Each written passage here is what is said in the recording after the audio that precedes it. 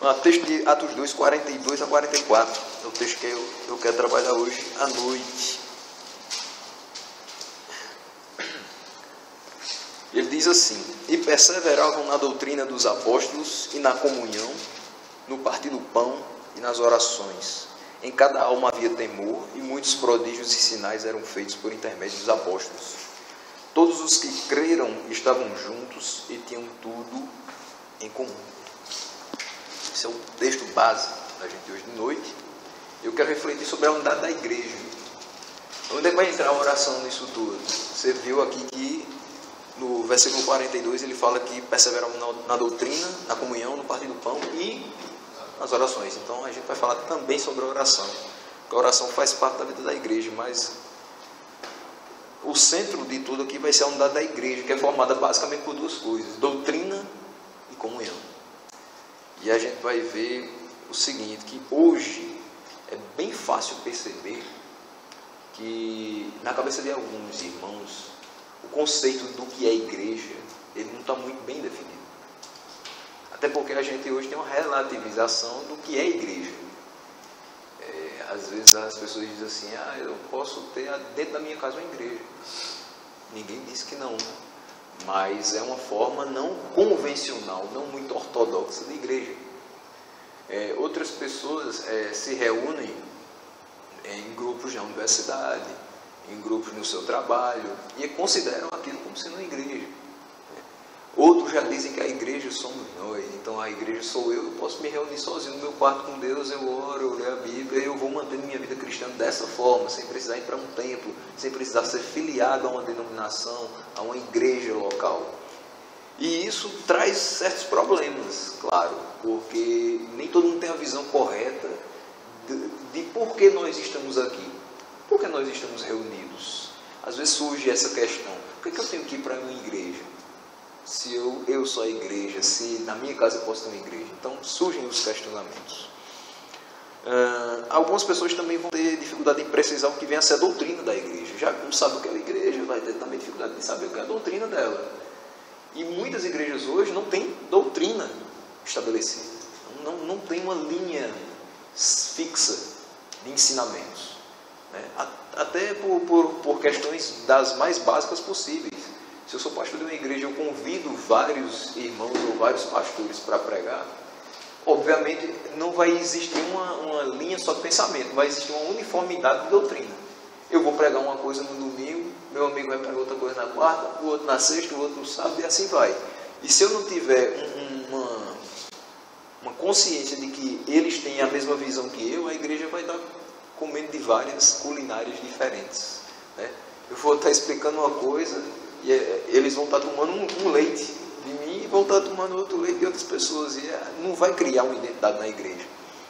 E a doutrina da igreja é a sua identidade. Quando você chega numa igreja, você pergunta assim: qual é a doutrina daqui? A pessoa vai dizer: é assim, assim, assim. A identidade dela é como você identifica as pessoas que estão lá. Elas acreditam naquilo, elas seguem aquilo, porque elas aceitaram aquela doutrina. E, obviamente, se a gente não tem a consciência do que é a igreja, não tem a consciência do que é a doutrina, imagina falar sobre comunhão. Comunhão não é uma coisa tão simples de acontecer dentro da igreja. Às vezes a gente diz assim: irmãos, vamos ter um momento de comunhão, vamos nos reunir para orar e tal. Será que esse momento vai realmente promover a comunhão da igreja? Será que esse momento realmente vai ser de total comunhão dos santos? Quando eu digo isso, eu penso que comunhão é muito mais do que estar juntos, porque podemos estar juntos, mas não unidos. E a comunhão, ela necessariamente se dá na unidade. Por isso que eu falei logo no início. A unidade da igreja, ela se dá por doutrina e por comunhão. E a gente vai ver que comunhão não existe sem doutrina. Não tem como. Então, primeiramente, a gente analisando aqui Atos 2, 42 até 44, normalmente a gente lê até o 47, mas eu escolhi só esses 3 versículos, porque eles vão descrever basicamente como era a igreja. Depois vai descrever mais as atitudes de cada membro já, dos novos convertidos. Mas a parte da igreja mesmo vai ser mostrada nesses 3 primeiros versículos. E o que é a igreja? Esse seria o primeiro ponto. O Martin Lloyd Jones era um congregacional que veio a falecer agora no século XX, né? Podemos dizer quase nosso contemporâneo, ele fez uma série de pregações de temas importantes. Ele tinha um grupo na sexta-feira de noite que se reunia na capela, próxima à capela de Westminster, né? E ele trabalhava questões de discipulado com esse pessoal. Nada muito, digamos assim, denso. Mas aí as dúvidas foram crescendo, foram surgindo, o pessoal querendo se aprofundar na palavra e vários temas importantes foram sendo levantados. Sendo assim, o grupo também começou a crescer e aí ele levou para dentro da capela de Westminster. E aí foram 3 anos, de 52 a 55, expondo toda sexta-feira à noite vários temas importantes da Bíblia. Não só temas tirados estritamente da Bíblia, mas temas que são cotidianos que a Bíblia trata. E nisso, ele, falando sobre o que era a igreja, ele diz que o sentido usual de igreja apresentado nas Escrituras é de um local de encontro dos santos, onde são reconhecidos a presença e o senhorio de Cristo. Aqui ele mostra então 3 coisas. Na igreja é onde estão os santos. E aí eu me lembro do Salmo 93, versículo 5, como ele falou, né, que eu passei aqui 6 semanas falando sobre os salmos. Então, Salmo 93, versículo 5 diz que convém à casa do Senhor a santidade. Então, de fato, se estamos aqui, é porque fomos regenerados por Deus através do seu Santo Espírito e somos santificados por Ele a cada dia. É aquela coisa que a gente vem falando. Não somos santos, literalmente, integralmente, mas pelo sacrifício da cruz nós somos santificados, feitos justos pelo Filho. E uma segunda questão é que eles reconhecem, esses santos reconhecem a presença de Cristo. Então nós estamos aqui porque nós reconhecemos que aqui habita aquele em quem cremos, Jesus Cristo. Se não fosse assim, nós não nos reuniríamos no nome dele nesse local. Daí vem a questão de muitas vezes a gente falar: mas a igreja são apenas 4 paredes, é apenas um edifício, a gente não pode espiritualizar demais a coisa. Sim, mas essas 4 paredes habitam os santos, abrigam os santos, abrigam pessoas que reconhecem que Jesus Cristo está no meio delas, abrigam pessoas que sabem que suas vidas têm que ser diferentes do que era antes da atuação de Cristo na vida delas. Então, é um local como outro qualquer, sim, mas se torna um lugar santo porque quem é santo habita nele. Então, a gente também não pode fazer qualquer coisa dentro da igreja, porque a igreja é o local onde o Senhor habita. Ele não habita em santuários feitos por mãos humanas, mas Ele habita em nossos corações e nós estamos aqui. Nós formamos a igreja do Senhor e reconhecemos o senhorio de Cristo. É Ele quem manda, é Ele quem governa. Tem um pastor que administra a igreja, mas quem governa é Deus. O pastor está sob a orientação dele. Nós, como igreja congregacional, nos reunimos em assembleia e decidimos coisas importantes para a igreja, mas nos reunimos em nome de Jesus, para que Ele oriente as nossas decisões. Se for somente por nós, a gente vai fazer cada bobagem. A igreja vai de mal a pior, porque nós, nas nossas vidas, fazemos às vezes escolhas muito erradas e pagamos por elas. Deus é soberano, sim, mas nós fazemos escolhas também. E nessas escolhas, quando não nos dobramos à sua vontade, quando não dobramos o joelho para pedir: Senhor, nos orienta, Senhor, me mostra o caminho, a gente erra e erra feio. E assim é com a igreja também, se ela não estiver diante da vontade do Senhor. Então a palavra de Deus, ela traz algumas analogias no livro de Efésios, para que a gente entenda bem o que é a igreja na visão bíblica. Primeiro, é em relação ao corpo. A igreja é o corpo de Cristo. Efésios 4:4 diz: há um só corpo e um só Espírito, assim como a esperança para a qual vocês foram chamados é uma só. Então, quando a gente está dentro da igreja, percebe que sozinho a gente não faz nada. Lá fora a gente pode até ser individualista, dizer: não, eu vou lá e faço e resolvo. Só que quando a gente está dentro da igreja, ninguém faz nada só, nem o pastor. O pastor sabe disso. O pastor às vezes é o mais solitário de todos. Ele pastoreia a todos, mas não é pastoreado, a não ser por Deus. Então, todo mundo compartilha dos problemas, compartilha dos anseios com ele, mas ele com quem? Muitas vezes é só com a esposa ou com a família, e às vezes nem isso. porque o que se trata em gabinete ele não pode também abrir. E ele fica ali com aquele guardado. Mas a gente percebe que quando todo mundo está no mesmo espírito, aí dá para a gente perceber que existe um corpo.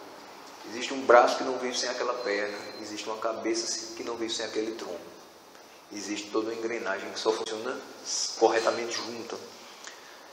Segunda metáfora que é trazida pelo livro de Efésios é de um templo, um edifício. Efésios 2:20 diz: edificados sobre o fundamento dos apóstolos e dos profetas, tendo Jesus Cristo como pedra angular. Ele usa essa metáfora da construção, né, e coloca Jesus Cristo como pedra angular para mostrar para a gente o seguinte, que tudo isso que a gente vive hoje teve que ser construído do zero. A gente veio do nada. Nada existia. Deus fez todas as coisas. A igreja não existia. No dia de Pentecostes ela veio a existir. Não existiam os sistemas de governo. Foram necessários para que a igreja se organizasse. As pessoas não tinham, nessa época daqui, um preparo teológico. Mas tinham um preparo muito melhor que o teológico, porque eles andaram com Deus, os apóstolos que iniciaram a igreja. Mas hoje é necessário que a gente tenha um preparo teológico para falar de Deus. Por quê? Porque é necessário que a gente conheça a Bíblia. Foi a palavra que ele deixou para que a gente seguisse e edificasse o corpo dele. Para que o templo estivesse erguido e não desmoronasse. Qual a base desse templo? O fundamento dos apóstolos. Ou seja, aquilo que ele deixou, que os apóstolos iniciaram, a gente segue até hoje. Claro, tem falhas. Nós não seguimos fielmente.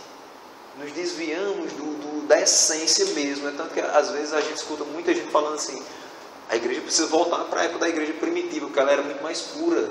Hoje está muito misturado, muita coisa, muita doutrina nova, muito modismo, muito mundanismo. De fato, a igreja primitiva é bem diferente do que a gente vive hoje. Mas a essência está aqui, na palavra. É só voltar para ela.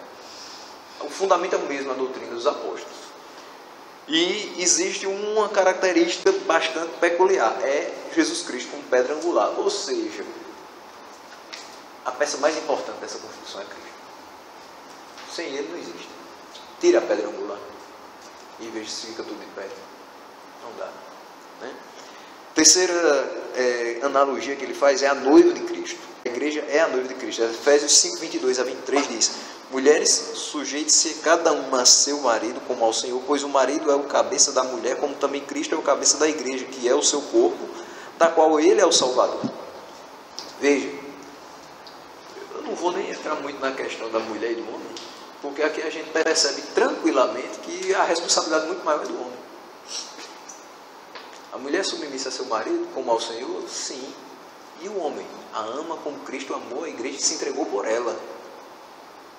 Veja que quando a igreja é colocada como a noiva de Cristo e nós somos colocados para amar nossas esposas como Cristo amou a igreja, você percebe o profundo amor e intenso amor que ele tem por todos nós, que formamos a sua igreja. E a mesma intensidade, a mesma profundidade que temos que ter o amor não só pelas nossas esposas, ou as mulheres pelos seus esposos, mas por todos nós. A igreja também precisa expressar entre si um amor como de Cristo. Trabalho para nós nos aprimorarmos dia após dia. A gente tem falhado um pouco nisso também. E uma última questão que ele mostra no livro de Efésios, Paulo fala sobre a igreja como um império. Efésios 2,19 diz: portanto, vocês já não são estrangeiros nem forasteiros, mas concidadãos dos santos e membros da família de Deus. Então, aqui a gente poderia também dizer que é a questão da família.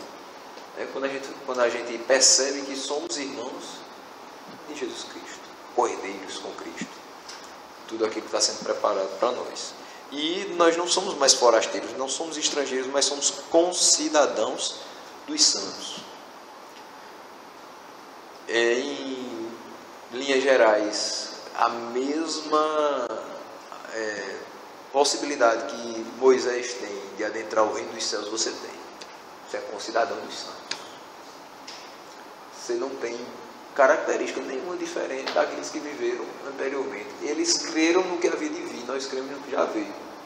mas todos foram salvos por Deus. Como o pastor já falou várias vezes, o sacrifício de Cristo, ele pende para um lado e para o outro. Ele salva todos os que foram antes, que creram no seu nome, e salva todos os que vêm após. Então, a gente percebe, olhando as Escrituras, que a igreja, ela tem duas características: ela é espiritual e invisível. Espiritual por quê? Porque o texto de Efésios 4:4 já mostra que há um só corpo e um só Espírito. Você está aqui hoje porque você foi regenerado pelo Espírito Santo. Você foi atraído por Ele para que um dia você se rendesse aos pés de Cristo. Um dia você estava na igreja ou estava em algum local e você escutou uma pregação e aquela pregação fez sentido nos seus ouvidos. Era a primeira evidência que o Espírito Santo começava a habitar no seu coração. Sendo assim, a igreja é espiritual, ela é guiada pelo Espírito Santo. Primeira coisa. E ela é invisível, por quê? Porque isso aqui é uma reunião apenas momentânea, mas ela se reunirá nos ares com Cristo e será totalmente consolidada nos céus, onde ela permanecerá eternamente, sem que haja ataques como existe hoje, sem que haja desvios como existe hoje, sem que haja problemas como existe hoje, porque os problemas surgem porque nós estamos dentro dela. Só que lá nós vamos estar totalmente modificados, transformados por Deus, somente para o louvor da sua glória, nada mais do que isso. Só que essa característica de igreja invisível, ela se manifesta em locais, ou seja, ela também se torna visível. Igreja Congregacional Zona Sul, na rua Luísa Bezerra Mota 405, Catolé, é uma igreja visível de Cristo. Ou seja, é uma manifestação da igreja invisível, na qual pessoas que foram salvas por Deus se reúnem para louvá-lo pela sua salvação, para agradecer a Ele por todo o cuidado que Ele tem tido sobre suas vidas. Então, a igreja, ela tem essas características.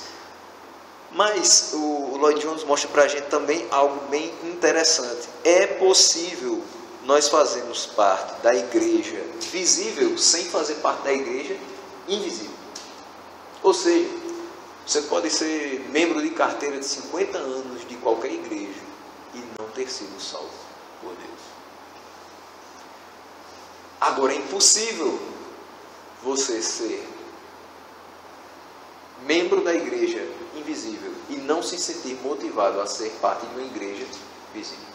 Hoje a gente tem esse movimento aí de desigrejados. Às vezes temos pessoas que se decepcionam e dizem: não, eu não vou mais para a igreja, eu continuo sendo crente, mas eu não quero mais me reunir. Me decepcionei muito, me feri muito, e se fosse por isso estávamos fora, muitos de nós.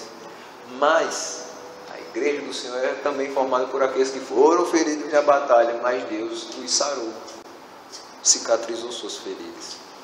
Então, embora existam pessoas que estão fora da igreja visível e continuam pertencendo à igreja invisível, o mais coerente com a palavra de Deus é que todos aqueles que foram realmente salvos por Deus e fazem parte dessa igreja se reúnam em comunidade de fé. E aí, qual a base da unidade dessa comunidade de fé? Qual a base da unidade da igreja? A igreja, ela só pode ser unida através de duas coisas: do Espírito e da doutrina. Aí você vai perceber o seguinte, como eu já falei, Efésios 4:4 fala: há um só corpo e um só Espírito. Estamos unidos porque todos fomos alvos da mesma ação sobrenatural do Espírito Santo. Ninguém aqui deixou de ser alvo dessa mesma ação. Uma ação que ela parte de algo muito simples: a abertura dos ouvidos, a abertura dos olhos e a abertura do coração. E ela vai até coisas muito mais complexas, quando você percebe que os seus pensamentos são totalmente diferentes do que eram há uma hora atrás. Quando você é convertido por Deus, você imediatamente começa a ter hábitos diferentes. Eu não creio num processo de conversão. Eu creio sim num processo de santificação, mas a conversão é instantânea. E é por isso que ela é tão radical, e é por isso que ela é tão impactante. Porque você olha e diz: aqui está errado, eu não posso mais fazer isso. Por que você olha e diz que ao que era certo para você, agora é errado? Porque você olhar pelo prisma humano, agora você olha pelo viés do Espírito Santo. Agora você está olhando pela Bíblia. Então você vai perceber que muitas das coisas da sua conduta não eram coerentes com a palavra de Deus. E aí você tenta, de todos os modos, se conformar com a palavra. É por isso que é tão difícil viver a vida cristã. Ninguém falou que era fácil. Ele não disse na sua palavra que ia ser fácil. É difícil se conformar. Por quê? Porque nós vivemos no mundo. Não somos o mundo e não somos do mundo. Mas vivemos nele. Enquanto a gente estiver por aqui, vai ser difícil. Só que, através da orientação do Espírito Santo, da busca pela palavra de Deus, a gente consegue ser um pouquinho mais parecido com Cristo a cada dia. Esforço, dedicação, amor pela palavra. É isso que vai levar a gente à frente. E segunda coisa que a gente pode observar também é a questão da doutrina, que vai fazer com que a gente seja unido de fato. Como eu disse logo no início, a gente pode estar aqui reunido, mas não está unido. Perceba, é até às vezes paradoxal, né? Reunido, mas não está unido.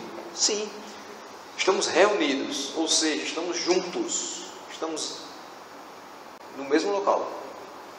Mas a gente pode não estar unido. Por quê? A unidade só se dá quando a gente tem um só coração, um só espírito, um só pensamento, uma só doutrina. Imagine que uma pessoa chega por aqui e diz assim: eu estou em comunhão com a igreja. E aí você pergunta: você está em comunhão com a igreja? Ok. Você acredita nisso, nisso e nisso, que é doutrina da igreja? Aí ela diz: não. E como você está em comunhão com a igreja?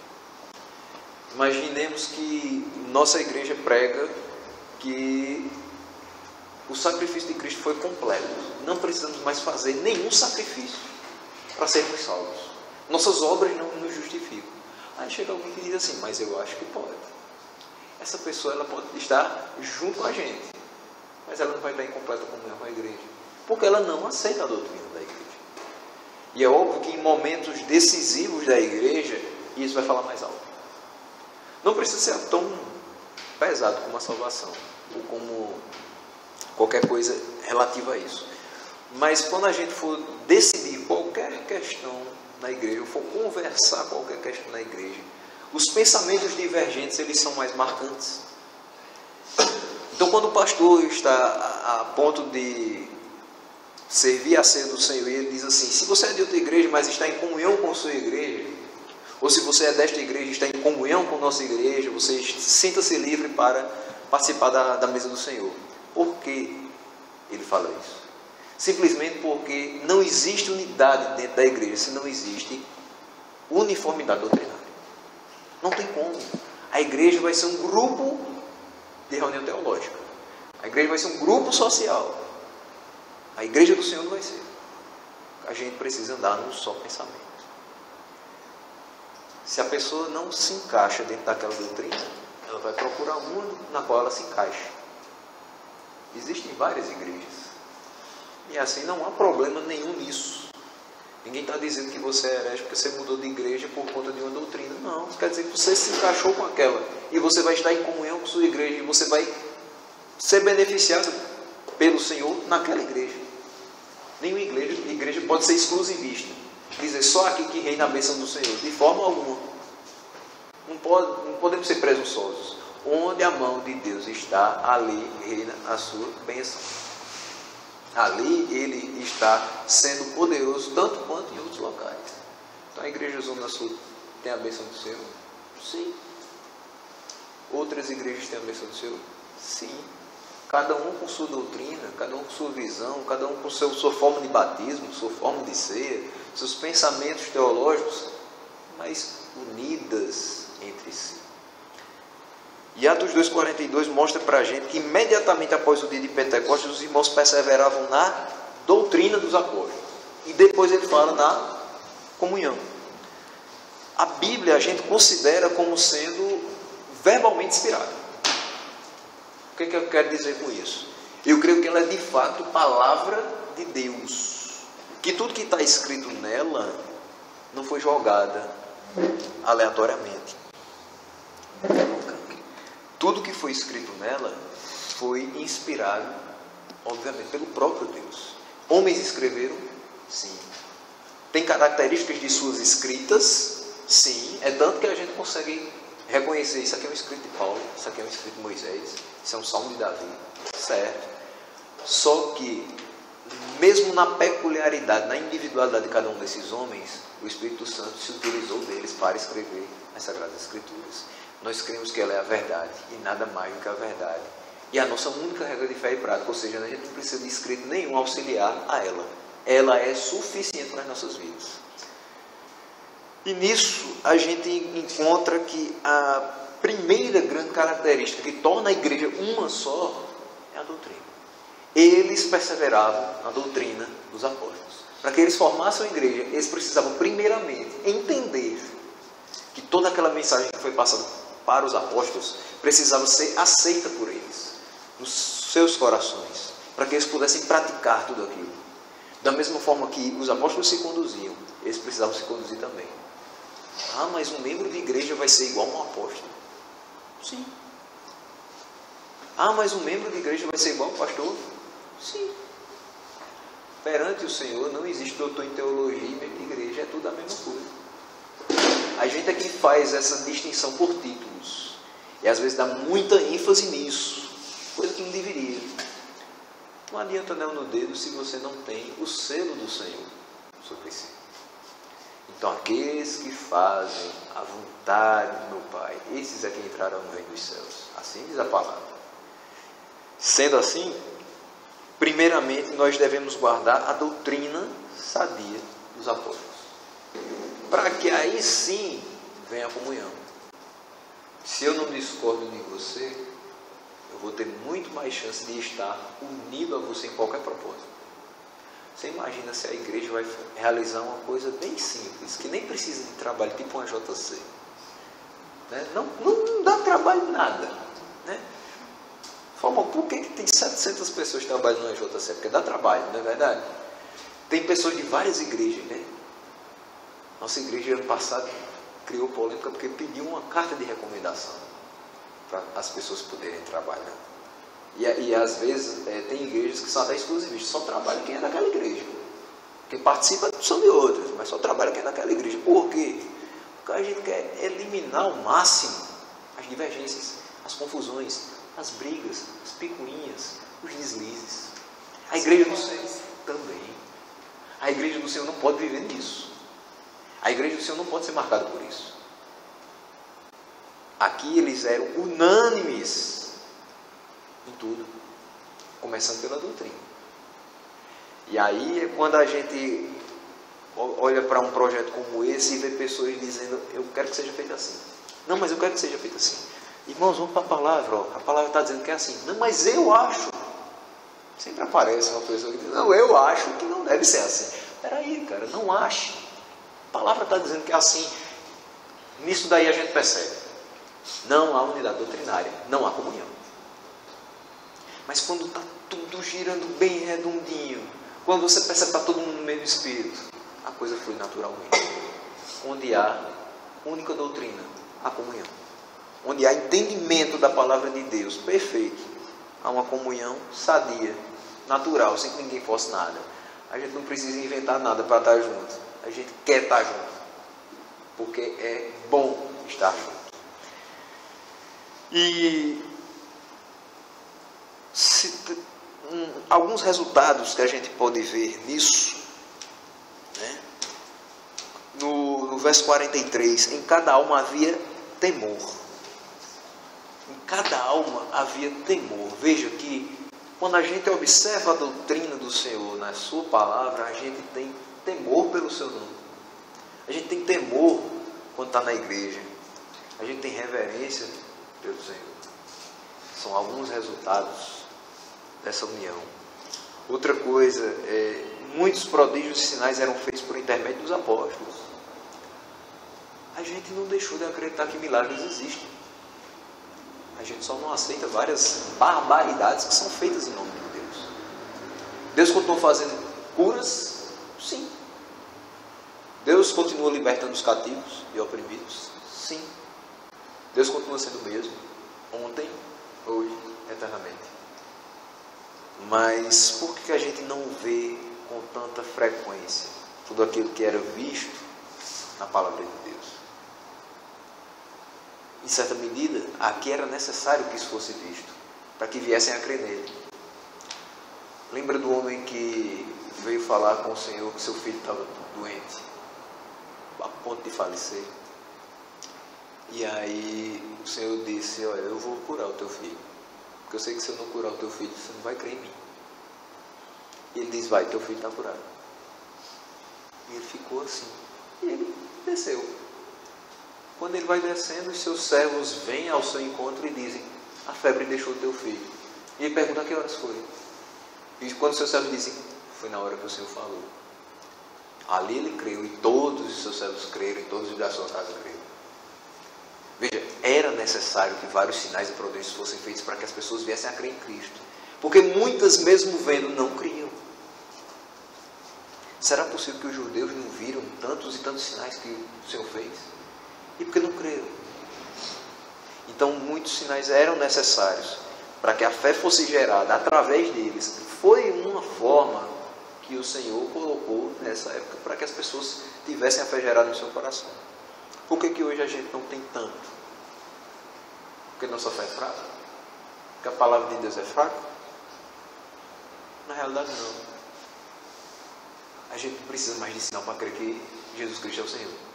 A gente não precisa que milagres aconteçam todos os dias para que a gente renove a nossa fé. A gente já crê nisso aqui. Se a Bíblia não for suficiente, o que mais vai ser? Se saber que Ele nos tirou do lamaçal do pecado e nos transformou em nova criatura não for suficiente para que não crê no nome dele, então o que vai ser? Sinceramente, crer que Ele curou um paralítico lá do outro lado da rua e não crer que Ele me salvou. Que fé é essa? E outra coisa que a gente vê é que todos os que creram, versículo 44, estavam juntos. Eles creram. Depois eles estavam juntos. E eles tinham tudo em comum. A gente não tem tudo em comum, né? Ninguém está aqui reunido porque gosta do mesmo estilo de música. Ninguém está aqui reunido porque gosta do mesmo tipo de filme. Também ninguém está aqui reunido porque gosta do mesmo tipo de Bíblia. Não é porque a gente hoje tem vários tipos de Bíblia. De estudo. Pentecostal, MacArthur, Shelley, Genésio. A gente também não está aqui porque gosta do mesmo estilo de programação. De forma alguma. Nem porque tem o mesmo estilo de vida. Ou porque tem o mesmo trabalho. De forma alguma. Nem mesmo porque tem a mesma igreja. Podemos ter pessoas de denominações diferentes. Mas estamos reunidos porque temos o mesmo propósito. Estar juntos, louvando a Deus. Aprendendo mais dele. E aprendendo principalmente a como servi-lo com integridade. Então, os resultados do equilíbrio doutrinário são comunhão, primeiro ponto. Estamos juntos por termos sido atraídos pelo mesmo Espírito, porque servimos ao mesmo Deus e porque aceitamos a doutrina que nos foi ensinada. Essa é a primeira questão. O partir do pão. A comunhão nos faz perceber e nos importar com a necessidade dos irmãos, repartindo o pão quando necessário, suprindo a cada um em amor, conhecimento materialmente também. Quando você está junto na igreja, quando você está unido, ou seja, quando existe realmente o mesmo Espírito, atuando em todos, a gente olha para o irmão não como sendo um número a mais. Porque hoje a gente às vezes se preocupa muito com o número. Como é que está a tua igreja? Está bem? Está ótimo, tem 80 membros. Não, pergunta se está bem. Está unida? Está forte? Sabe da palavra? Sabe dizer qual a razão da esperança que tem dentro do coração? Sabe? É isso que é a saúde da igreja. Então a gente olha para o irmão e vê como a gente mesmo.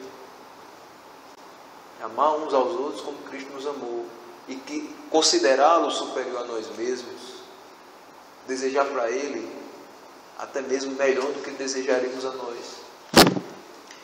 E aí a gente começa a supri-lo em amor, a supri-lo em conhecimento quando lhe falta, e a supri-lo materialmente se for necessário. Aqui eles vendiam suas propriedades e dividiam. Claro que a gente não vai fazer isso hoje, né? A gente precisa sair daqui hoje, vender nossos carros, vender nossas casas e sair dando para os outros não. Mas sabe que às vezes a gente encolhe a mão e não ajuda aquele que precisa de um abraço, de uma palavra, de 5 minutos de ouvido, só para que ele desabafe e vá para casa mais leve. Isso também é muito importante. E as orações, pessoas que são chamadas pelo mesmo Espírito, que estão em comunhão com Cristo e uns com os outros, são impulsionadas a orar primeiro pela igreja que as alimenta. Você está na sua casa, você tem que lembrar de orar. Senhor, abençoa a minha igreja, abençoa o pastor, abençoa a liderança, para que tudo corra bem, que dê sabedoria para se conduzir, para administrar os bens que chegarem à casa do Senhor. Também orar uns pelos outros. A intercessão é uma das características mais importantes da oração.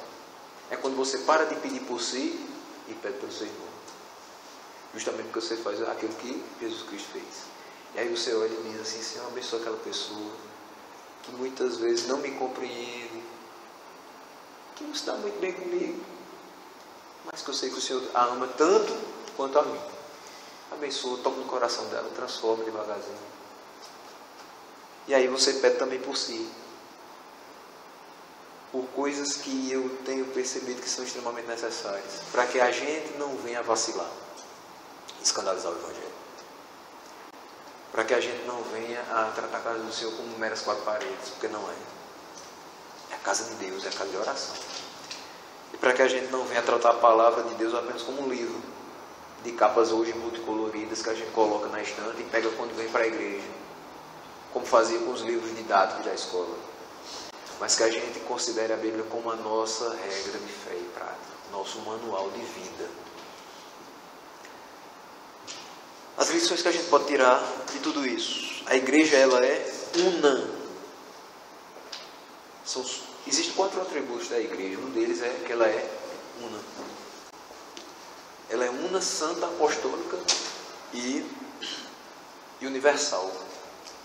E uma das características que a gente apresentou hoje é que ela é una com base no Espírito e na doutrina, porque ela só é guiada pelo Espírito e ela deve se basear na mesma doutrina. Segundo, não há comunhão sem que haja concordância doutrinária.